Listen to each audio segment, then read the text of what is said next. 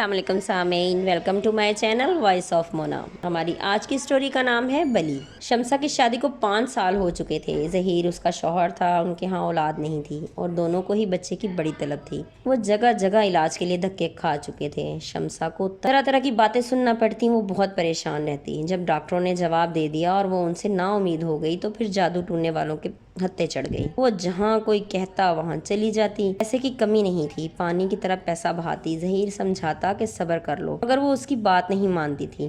بچے کی طلب میں وہ اندھی ہو چکی تھی، اسے کچھ سمجھ ہی نہیں آ رہا تھا۔ وہ اچھے برے کی تمیز بھی بھول گئی تھی۔ وہ ہر روز کہیں نہ کہیں جاتی، پھر وہ ایک کالے علم والے کے پاس گئی۔ اس نے کہا تمہیں بچہ چاہیے تو بچے کی ہی بلی دینی پڑے گی۔ وہ فوراً بولی وہ کیسے؟ اس نے کہا تمہیں کہیں سے بچہ لے کے مجھے دینا پڑے گا، میں اس کی بلی دوں گا، تمہارے گھر بچہ ہو جائے گا۔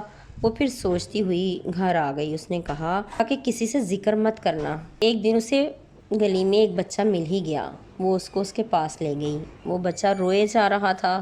پھر اس کے بعد وہ وہاں کبھی نہیں گئی۔ پھر اس کے گھر کچھ عرصہ بعد بیٹا پیدا ہو گیا۔ جیسے جیسے بڑا ہوتا رہا، گھر میں عجیب سی حرکتیں ہونے لگیں۔ پھر ایک دن اسے لگا اس کے بیٹے کو کوئی ہنسا رہا ہے اور وہ خود ہی کھیل رہا تھا۔ جیسے جیسے وہ بڑا ہو رہا تھا، شمسہ کی پریشانی بھی بڑھ رہی تھی۔ پھر ایک دن دونوں میاں بیوی ڈر گئے۔ وہ کسی کے ساتھ باتیں کر رہا تھا۔ جب بچے سے پوچھا تو اس نے سامنے اشارہ کر دیا۔ پھر ان کو پتہ چل گیا کہ ان کا بچہ کسی اسیب کے زیر اثر تھا۔ پھر بچے کو دورے پڑنے لگے، اس کی حالت خراب ہونے لگی۔ وہ اسی کالے علم والے کو لے آئے۔ اس نے بتایا کہ بچہ کسی اسیب کے زیر اثر ہے۔ پھر وہ کالے علم والا مر گیا۔ اب شمسہ کی باری تھی۔ پھر وہ اسیب شمسہ کو بھی ساتھ لے گیا۔ ظہیر بچے کو لے کے اس شہر سے دور نکل آیا۔ اس کی بیوی نے جو غلطی کی تھی وہ خود ہی اس کا شکار ہو چکی تھی۔ جیتے رہیے، خوش رہیے۔ ملتے ہیں اگلی کہانی کے ساتھ۔